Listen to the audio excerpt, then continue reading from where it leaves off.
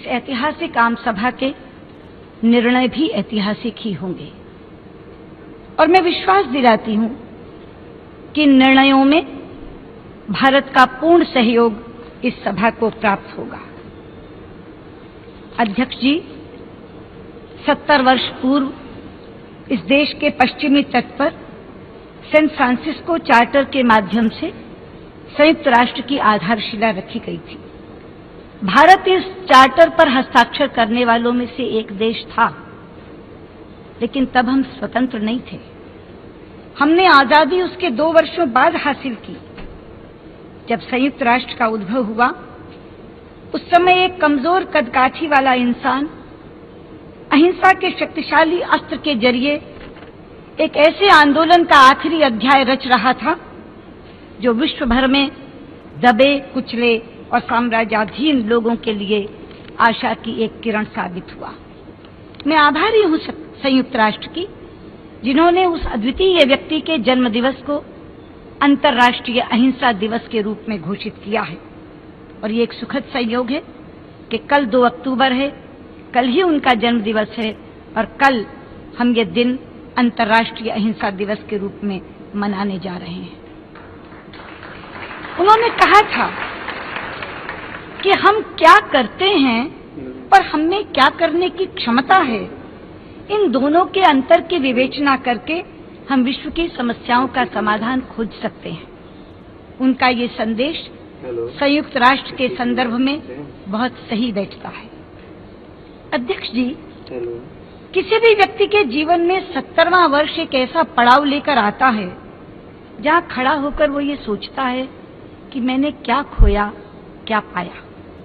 इसी प्रकार किसी भी संस्था से जुड़े लोगों के लिए भी 70वां वर्ष ये आकलन करने का मौका होता है कि जिस उद्देश्य की पूर्ति के लिए इस संस्था का गठन किया गया था, जिस लक्ष्य की प्राप्ति के लिए इस संस्था की स्थापना की गई थी, क्या इन 70 वर्षों में उन उद्देश्यों की पूर्ति हुई? क्या हम उस लक्ष्य को प्राप्त कर सके? ये प्रश्न आज हम सभी को अपने आप से पूछना होगा। और जब मैं ये प्रश्न अपने आप से पूछती हूं तो कुछ प्रश्नों का उत्तर हाँ में मिलता है, कुछ का ना में। जैसे विश्व के तीसरे युद्ध से बचाने के लिए, साम्राज्यवाद और रंग भेद को समाप्त करने के लिए, वैश्विक महामारियों से निपटने के लिए, विश्व में गरीबी को कम करने के लिए, लोकतंत्र और मानवाधिकारों को बढ़ावा देने के लिए संयुक्त राष्ट्र ने निश्चित रूप से सफलता प्राप्त की है। किंतु जब हम प्रश्न पूछते हैं कि क्या विश्व के अनेक कोनों में हो रहे संघर्षों को हम टलवा सके, तो उत्तर मिलता है नहीं। जब हम पूछते हैं कि क्या उन संघर्षों का स्थायी समाधान हम खोज सके, तो उत्तर मिलता है नहीं। जब हम पूछते हैं कि क्या हिंसा की राह पर चलने वाले विश्व को हम शांति का मार्ग दिखा सके, तो उत्तर मिलता है नहीं। तब लगता है अंतर्राष्ट्रीय शांति और सुरक्षा के क्षेत्र में संयुक्त राष्ट्र एक निष्प्रभावी संस्था साबित हो रही है। वो सुरक्षा और शांति की नई चुनौतियों का प्रभावी तरीके से मुकाबला करने में अक्षम रही है। अध्यक्ष जी, आज विश्व के 3 महाद्वीप युद्ध की त्रासदी झेल रहे हैं, पर सुरक्षा परिषद इस खून खराबे को रोकने में या तो अनिच्छुक है या असमर्थ। ताकतों के इस्तेमाल के पारस्परिक समाधान से समस्याएं और जटिल हुई हैं। हमें अपने आप से ये पूछना होगा कि क्या हमारे पास ऐसी राजनीतिक इच्छा शक्ति है जिससे हम विवादों के वैकल्पिक समाधान खोज सकें और एकाग्रचित्त और संकल्प के साथ इनको मूर्त रूप देने में जुट जाएं। ये लक्ष्य शांति को स्थापित करने की प्रक्रिया में सर्वाधिक महत्वपूर्ण है। नीले झंडे के तले संघर्ष को रोकने और आम नागरिकों की सुरक्षा और शांति को स्थापित करने के लिए अनेक पुरुष और महिलाएं लगातार कार्य कर रही हैं। संयुक्त राष्ट्र को आज तक 1,80,000 शांति सैनिक उपलब्ध कराकर भारत में अंतर्राष्ट्रीय सुरक्षा में बहुत बड़ा योगदान किया है। आज भी लगभग 8,000 भारतीय सैनिक और पुलिसकर्मी बहुत चुनौतीपूर्ण परिस्थितियों में 10 शांति मिशनों में भाग ले रहे हैं। भारत संयुक्त राष्ट्र के शांति प्रयासों को अपना सतत समर्थन देने के लिए वचनबद्ध है। हमारे प्रधानमंत्री जी ने शांति प्रयासों की घोषणा करते हुए कहा है कि हम अपना योगदान बढ़ाने को भी तैयार हैं। हमारा नया योगदान शांति प्रयास के सभी पहलुओं को छुएगा, चाहे वो शांति सैनिक उपलब्ध कराना हो या उन्हें प्रशिक्षण देना हो। लेकिन ये दुख की बात है कि जो देश शांति सैनिक उपलब्ध कराते हैं, निर्णय प्रक्रिया में उनकी कोई भूमिका नहीं होती। मैंडेट अपने आप तय किए जाते हैं और बीच मझधार में बदल भी दिए जाते हैं। आज मैं सुरक्षा परिषद से आह्वान करती हूं कि जो देश शांति सैनिक भेजते हैं उनके साथ विचार विमर्श करके ही मैंडेट तैयार किए जाने चाहिए और चार्टर के अनुच्छेद 44 के तहत बुनियादी सिद्धांतों के साथ कभी भी छेड़छाड़ नहीं की जानी चाहिए। अध्यक्ष जी, मेरा यह भी मानना है कि ये शांति प्रयास राजनीतिक समाधान की जगह नहीं ले सकते, पर इस बात को खोरता पैनल ने भी स्वीकार किया है।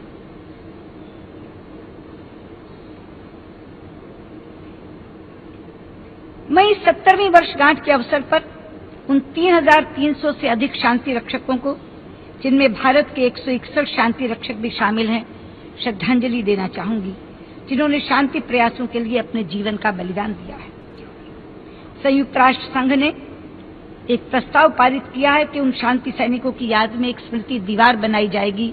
हम उस दीवार के बनाने के योगदान देने के लिए भी तैयार हैं। अध्यक्ष जी, शांति सैनिकों की रक्षा हमारे राष्ट्रों की सुरक्षा और अंतर्राष्ट्रीय समुदाय का भविष्य आज इस बात पर निर्भर है कि हम अपने समक्ष खड़े आतंकवाद के सबसे बड़े खतरे का किस प्रकार मुकाबला करते हैं। भारत पिछले 25 वर्षों से ज्यादा समय से इस खतरे का सामना कर रहा है। ये शहर भी, न्यूयॉर्क, 2001 की शरद ऋतु में बहुत विभत्स तरीके से आतंकवाद का सामना कर चुका है। तब से लेकर आज तक आतंकवादी घटनाओं में बहुत वृद्धि हुई है। आतंकवादी विचारधाराओं का विस्तार हुआ है, लेकिन दुख है कि आतंकवाद को समर्थन देने वाले राष्ट्रों की हरकतों का उचित तरीके से मुकाबला नहीं किया गया है। मेरा मानना है कि अंतर्राष्ट्रीय आतंकवाद को संगठित रूप से अंतर्राष्ट्रीय कार्रवाई के जरिए ही हराया जा सकता है। विश्व को यह दिखाना होगा कि आतंकवादी जो बेकसूर नागरिकों की जान लेते हैं, उनके प्रति कोई नरमी नहीं बरती जाएगी और उनके खिलाफ कड़ी कार्रवाई की जाएगी। वो राष्ट्र जो आतंकवादियों को आर्थिक मदद देते हैं, उनको सुरक्षित ठिकाने उपलब्ध करवाते हैं, उन्हें प्रशिक्षण देते हैं, उन्हें हथियार मुहैया कराते हैं या उनके अभियानों में उन्हें सहायता देते हैं, अंतर्राष्ट्रीय समुदाय को ऐसे राष्ट्रों के खिलाफ खड़ा होना पड़ेगा। अंतर्राष्ट्रीय आतंकवाद के विरुद्ध एक व्यापक कन्वेंशन यानी CCIT को अब और टाला नहीं जा सकता। 19 वर्ष पूर्व सन 1996 में भारत ने यह प्रस्ताव संयुक्त राष्ट्र में प्रस्तुत किया था, पर आज तक हम इसे पारित नहीं कर पाए। हम आतंकवाद की परिभाषा तय करने में ही उलझे हुए हैं। हमें ये समझना होगा कि आतंकवादियों में अच्छे और बुरे के आधार पर अंतर नहीं किया जा सकता और न ही आतंकवाद को मजहब के साथ जोड़कर देखा जा सकता है। आतंकवादी तो आतंकवादी होता है, उसका कोई धर्म नहीं होता, वो तो मानवता के प्रति अपराध करता है। इसलिए मेरी आप सबसे अपील है कि संयुक्त राष्ट्र के 70वें वर्ष में हम CCIT को पारित करने का संकल्प लेकर ही उठें। अध्यक्ष जी, आतंकवाद के मुद्दे पर बोलते हुए मैं उन चुनौतियों का भी उल्लेख करना चाहूंगी जो भारत और पाकिस्तान के रिश्तों के बीच बाधक बनी हुई। हम में से कोई भी आतंकवाद को शासन के एक वैध हथियार के रूप में स्वीकार नहीं कर सकता। सन 2008 में मुंबई में हुए आतंकवादी हमलों के बाद समूचा विश्व आक्रोशित हुआ था। इन हमलों में केवल भारत के नागरिक नहीं, बल्कि अनेक देशों के निर्दोष नागरिक बड़ी बेरहमी से मार दिए गए थे। मैं समझती हूं कि अंतर्राष्ट्रीय समुदाय के लिए अपमान की बात है कि इन हमलों की योजना बनाने वाला आतंकवादी सरेआम खुला घूम रहा है। आतंकवाद के संबंध में पूर्व में दिए गए आश्वासनों पर अमल करने की बात तो दूर, सीमा पार से हाल ही में भारत में नए हमले हुए हैं। 2 हमलों में तो हमने सीमा पार के 2 आतंकवादी जिंदा पकड़े हैं। हम सब जानते हैं कि ये हमले भारत में अस्थिरता फैलाने और भारत के जम्मू और कश्मीर राज्य के कुछ हिस्सों पर पाकिस्तान द्वारा किए गए अवैध कब्जों को वैध बनाने और शेष पर उसके दावे को पुष्ट करने के उद्देश्य से किए जा रहे हैं। इस अवसर पर मैं भारत पाकिस्तान वार्ता के विषय में भी अपना दृष्टिकोण स्पष्ट करना चाहूंगी। अध्यक्ष जी, भारत हर विवाद का हल वार्ता के जरिए चाहता है, किंतु वार्ता और आतंकवाद साथ साथ नहीं चल सकते। कल इसी मंच से पाकिस्तान के प्रधानमंत्री जी ने पाकिस्तान और भारत के बीच शांति पहल का एक 4 सूत्रीय प्रस्ताव रखा था। मैं उसका उत्तर देते हुए कहना चाहूंगी, 4 सूत्रों की जरूरत नहीं है, एक ही सूत्र काफी है। आतंकवाद छोड़िए और बैठकर बात करिए। यही एक सूत्र सारी समस्याओं का समाधान कर देगा। और मैं याद दिलाना चाहूंगी कि ठीक यही चर्चा आप दोनों प्रधानमंत्रियों के बीच, पाकिस्तान और भारत के प्रधानमंत्रियों के बीच उफा में हुई थी।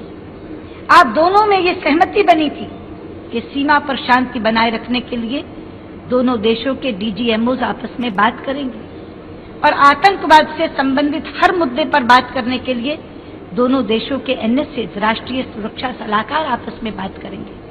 वो बैठकें अभी तक हो नहीं पाई हैं। हम चाहते हैं कि वो बैठकें हों और मैं इस मंच से विश्वास दिलाती हूं कि अगर उन बैठकों से विश्वसनीय परिणाम निकलते हैं तो भारत और पाकिस्तान के बीच सभी अनसुलझे मुद्दों को सुलझाने के लिए भारत तुरंत द्विपक्षीय वार्ता करने के लिए तैयार होगा। ये मैं यहां से घोषणा करती हूं। अध्यक्ष जी, आतंकवाद के खतरे का दृढ़ संकल्प से सामना करने के साथ ही हमें यह भी स्वीकारना होगा कि सामाजिक और आर्थिक प्रगति भी हमारा एक महत्वपूर्ण लक्ष्य है। मानव की न्यूनतम आवश्यकताओं की पूर्ति यदि कर दी जाए तो शांतिप्रिय समाज की स्थापना हो सकती है। और ये विश्व के नक्शे पर जिन देशों में संघर्ष चल रहा है उनको देखने से भी प्रमाणित होता है। कुछ ही दिनों पहले हमने अंतर्राष्ट्रीय समुदाय के माध्यम से विकास के नए एजेंडे को स्वीकारा है, जिसके मूल में टिकाऊ विकास के लक्ष्य की अवधारणा है और जिसका प्रारूप मिलेनियम डेवलपमेंट गोल से ज्यादा व्यापक और संपूर्ण है। इसको सफलतापूर्वक लागू करने के लिए राजनीतिक इच्छा शक्ति और वित्तीय संसाधनों को साझा करना आवश्यक है और इसी के साथ इस पर अमली जामा पहनाने वाले तंत्र को भी और मजबूत करने की आवश्यकता है। अध्यक्ष जी, एक महिला होने के नाते और एक चुनी हुई सांसद होने के नाते मेरा ऐसा मानना रहा है कि सामाजिक बदलाव का एक छोटा रास्ता भी है और वो है लड़कियों को सक्षम बनाना। हमारा ऐसा विश्वास है कि बेटियों को ज्यादा अधिकार संपन्न करके सामाजिक बदलाव जल्दी लाया जा सकता है। हमारे प्रधानमंत्री जी की बेटी बचाओ बेटी पढ़ाओ की नीति इसी परिकल्पना पर आधारित है। अध्यक्ष जी, हमारा भविष्य ऐसा होना चाहिए कि हम अपने बच्चों और आने वाली पीढ़ियों को एक ऐसा विकसित विश्व दे सकें जो टिकाऊ हो। अब जब हम 2 महीने के भीतर पेरिस में मिलने वाले हैं, विश्व हमसे ये आशा करता है कि हम जलवायु परिवर्तन पर एक महत्वाकांक्षी और विश्वसनीय समझौते पर पहुंचेंगे। हमारा ये उत्तरदायित्व है कि हम इस ओर संयुक्त प्रयास करें, पर साथ ही हमें ये भी ध्यान रखना होगा कि जलवायु परिवर्तन में कुछ देशों का ऐतिहासिक रूप से बड़ा हिस्सा रहा है, इसलिए उत्तरदायित्व में भेद तो करना ही होगा। कॉमन बट डिफरेंशिएटेड रिस्पॉन्सिबिलिटी के सिद्धांत को हम नकार नहीं सकते। आज अगर महात्मा गांधी होते तो मैं सोचती हूँ कि वो हमसे ये जरूर पूछते कि क्या हमने विश्व के संसाधनों का अपनी आवश्यकता के अनुसार उपयोग किया है या लालच में आकर उनका शोषण किया है। हमें ये भी देखना है कि यदि हम अपनी जीवन शैली को परिवर्तित कर सकें और अनावश्यक खपत को घटा सकें तो हमारी दिशा ठीक हो सकती है।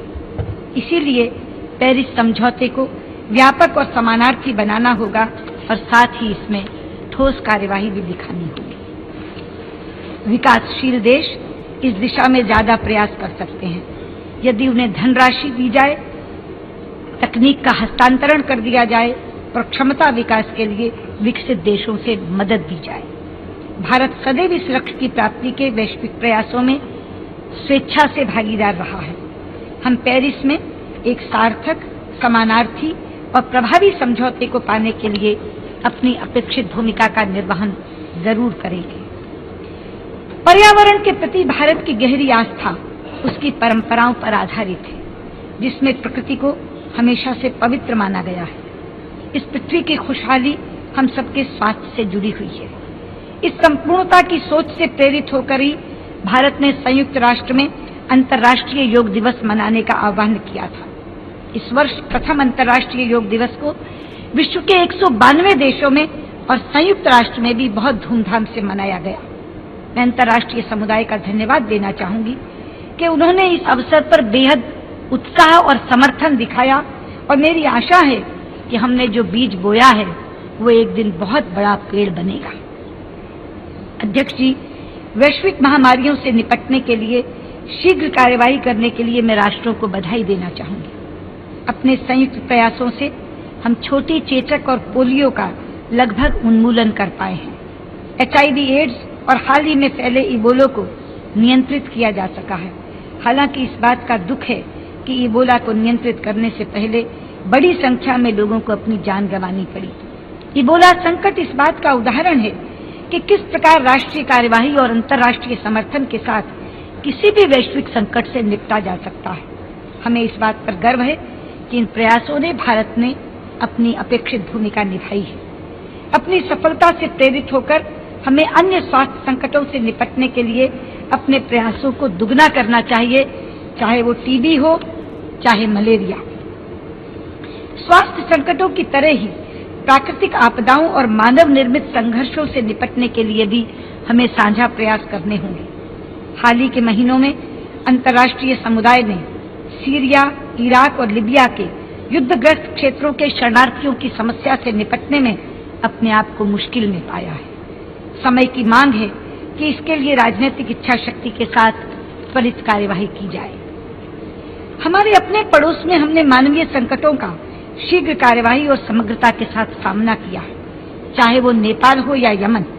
भारत एक मददगार मित्र के रूप में उभरा है, जिसने न केवल अपने नागरिकों की अपितु अन्य राष्ट्र के नागरिकों की भी संकट की घड़ी में मदद की है।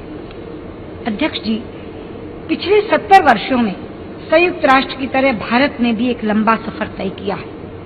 हम ऐसा अपनी लोकतांत्रिक परंपराओं में गहरे विश्वास की वजह से कर पाए हैं, लेकिन समय समय पर आमूलचूल परिवर्तन की आवश्यकता होती है, जिससे राष्ट्र को नई ऊर्जा मिले और उस भावना को पुनर्जीवित किया जा सके। पिछले 1.5 वर्ष में जब से प्रधानमंत्री श्री नरेंद्र मोदी जी के नेतृत्व में नई सरकार ने भारत में कार्यभार संभाला है, हम इस नवीकरण की भावना से ही कार्य कर रहे हैं।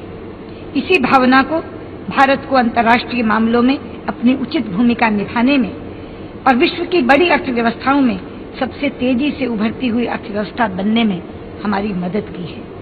इस व्यापक पुनर्जागरण के पीछे हमारा आदर्श रहा है सबका साथ, सबका विकास, जिसमें हमारे सभी लोगों के कल्याण की भावना निहित है। हमने अंतर्राष्ट्रीय समुदाय में अपने सभी सहयोगियों तक पहुंचने की जोरदार पहल की है। हमारा पहला प्रयास अपने नजदीकी पड़ोस की ओर रहा है और इसके उत्साहवर्धक परिणाम भी निकले हैं। हमने अपने विस्तारित पड़ोस की ओर भी पहुंचने की पहल की है और उनके साथ अपने सदियों पुराने संबंधों को दोहराते हुए उनके साथ आधुनिक आर्थिक भागीदारी बनाने का प्रयास किया है। इसी क्रम में हाल ही में हमने प्रशांत महासागर के 14 राष्ट्रों के साथ भारत में एक शिखर वार्ता का आयोजन किया है। हमने अपनी लुक ईस्ट पॉलिसी को एक्ट ईस्ट पॉलिसी में बदला है और आर्थिक रूप से गुंजायमान इस क्षेत्र के साथ जोरदार तरीके से अपने संबंधों को मजबूत किया है। ये प्रयास हमारे लिंक वेस्ट प्रयासों का पूरक है। मध्य पूर्व शांति प्रवास की प्रक्रिया यानी मिडल ईस्ट पीस प्रोसेस के प्रति भी हम वचनबद्ध हैं और हमें लगता है कि इसी के माध्यम से फिलिस्तीन का कोई समाधान निकलेगा, इसके प्रति भी हम आशावान हैं। ये प्रक्रिया इस क्षेत्र में कट्टरवाद का मुकाबला करने के लिए आवश्यक है। हमने विश्व महाशक्तियों के साथ भी अपने संबंधों को और अधिक विकसित किया है। अफ्रीका एक ऐसा क्षेत्र है जिसके साथ हमारे ऐतिहासिक संबंध हैं। हमारी एकजुटता साम्राज्यवाद के विरुद्ध हमारे साझे संघर्ष और भविष्य की साझी संपन्नता की परिकल्पना पर आधारित है। इस महीने के अंत में हम तीसरी भारत अफ्रीका फोरम शिखर वार्ता का आयोजन करने जा रहे हैं, जिसमें प्रथम बार हम इस महाद्वीप के 54 राष्ट्रों के नेताओं को आमंत्रित कर रहे हैं।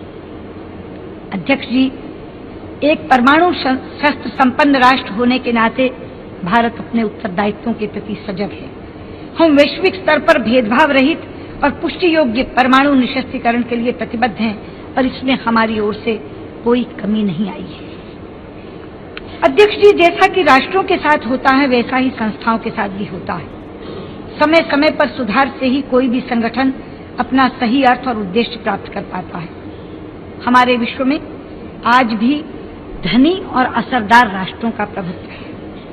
संयुक्त राष्ट्र में सार्वभौमिक समानता के विचार ने विकासशील विश्व को कुछ अनुचित कसौटियों पर सवाल उठाने का मौका किया है, लेकिन इसमें असमानता की इस व्यवस्था में कोई आधारभूत परिवर्तन नहीं किया जो एक ऐसे विश्व के लिए बनाई गई थी जो अब अस्तित्व में नहीं है। अगर हमें अंतर्राष्ट्रीय शांति, सुरक्षा और विकास के संरक्षक के रूप में संयुक्त राष्ट्र की प्रधानता और प्रासंगिकता को बनाए रखना है तो सुरक्षा परिषद में जल्दी सुधार की आवश्यकता है। ये हमारी सबसे बड़ी जरूरत है, ये समय की मांग है। 2015 में एक ऐसी सुरक्षा परिषद कैसे हो सकती है जो 1945 की राजनीतिक पृष्ठभूमि को दर्शाती हो? ऐसी सुरक्षा परिषद कैसे हो सकती है जिसमें अफ्रीका और लातिन अमेरिका के देशों के लिए स्थायी सदस्यता का कोई प्रावधान ही न हो? हमें सुरक्षा परिषद के निर्णायक तंत्र में और अधिक विकासशील देशों को शामिल करना होगा। हमें इसकी कार्यपद्धति में बदलाव लाना होगा। ये कार्यपद्धति पारदर्शी नहीं है और ये बहुत पुरानी भी हो चुकी है। सुरक्षा परिषद में संतुलन और वैधता लाकर हम इसकी विश्वसनीयता को पुनः स्थापित कर पाएंगे और इस प्रकार ये समय की चुनौतियों से निपटने के लिए ज्यादा सक्षम सिद्ध होगी।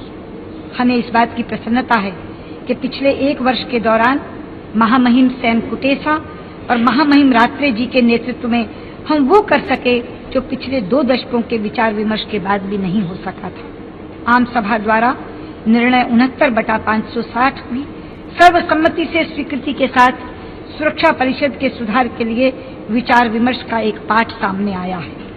ये पहला और महत्वपूर्ण कदम संयुक्त राष्ट्र की आम सभा के ऐतिहासिक 70वें अधिवेशन की कार्यवाही का आधार बनना चाहिए। अध्यक्ष जी, संयुक्त राष्ट्र जैसी संस्था के लिए 70 वर्ष का समय एक अलग महत्व रखता है। ये समय इसके पुनर्जागरण और बदलाव का समय है। मैं आप सभी का आह्वान करती हूँ कि आप संयुक्त राष्ट्र को एक वटवृक्ष के रूप में देखें, एक बरगद के पेड़ के रूप में देखें। हमारे पूर्वी देशों की परंपराओं के अनुसार वटवृक्ष विवेक को दर्शाता है, लेकिन वो किसी के बारे में कोई धारणा नहीं बनाता, वो सबको अपने में समाहित करता है। इसकी कोई एक जड़ नहीं होती, बल्कि कई जड़ें होती हैं जो बाहर की तरफ निकलती हैं और फिर भी एक दूसरे से जुड़ी हुई होती हैं, जिस प्रकार धरती और आकाश एक दूसरे से जुड़े हैं। इसकी विशाल शाखाएं हमें छाया और आराम देती हैं। इसके आधार पर बना चबूतरा एक ऐसा स्थान प्रदान करता है जहां बैठकर लोग चर्चाएं और विचार विमर्श करते हैं। वटवृक्ष के बीज को रोपित करने वाले व्यक्ति की उम्र से अलग वटवृक्ष 70 की उम्र पर भी जवान रहता है, लेकिन इसे लगातार सींचे बिना और इसका विस्तार किए बिना इसके सूखे जाने का डर भी बना रहता है। ऐसी ही कुछ नियति संयुक्त राष्ट्र की भी है। हमारे सामने एक ऐतिहासिक अवसर है जब हम या तो इस महत्वपूर्ण संस्था में बदलाव को स्वीकार कर सकते हैं और या इसे गहरे अंधकार में ढकाल सकते हैं जहां ये सूख जाएगा। हम आसानी से अपने स्वयं की बनाई हुई शाखाओं में उलझकर या तो अपने आप को खो सकते हैं, लेकिन यदि हम इस अवसर का लाभ उठाएं तो हम पाएंगे कि संयुक्त राष्ट्र अपनी पूर्ण क्षमता के साथ विकसित होगा। एक ऐसा संयुक्त राष्ट्र जहां जो वो करता है और जो उसमें करने की क्षमता है उसके बीच का फासला बहुत कम हो जाएगा। इस प्रकार ये एक ऐसा वटवृक्ष होगा जिसकी छाया के तले मानव जाति शांति और संपन्नता के साथ रह सकेगी। संयुक्त राष्ट्र एक ऐसा ही वटवृक्ष बने, इसी कामना के साथ मैं अपनी बात समाप्त करती हूँ। धन्यवाद। And the refuge, and the cave, and the valley, and the land, and the sea, and the island.